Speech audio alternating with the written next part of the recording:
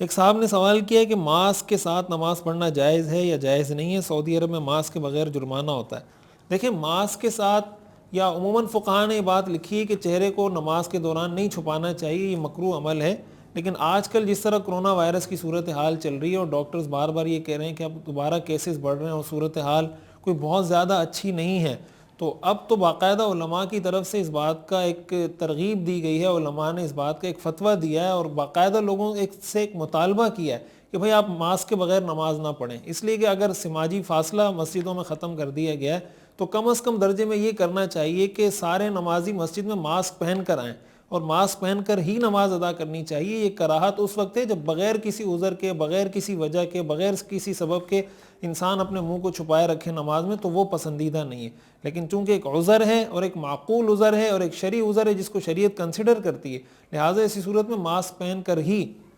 نماز پڑھنی چاہیے، بالخصوص اگر کوئی مسجد میں نماز پڑھ رہا ہے، جماعت کے ساتھ نماز پڑھ رہا ہے، کسی اجتماعی جگہ میں نماز پڑھ رہا ہے۔ ہاں، اگر وہ اپنے لیے انفراداً کسی ایسی جگہ میں نماز پڑھ رہا ہے جہاں ماسک پہننے کی ضرورت نہیں ہے تو وہاں ماسک نہ پہنے، ماسک پہنے بغیر نماز پڑھ لے۔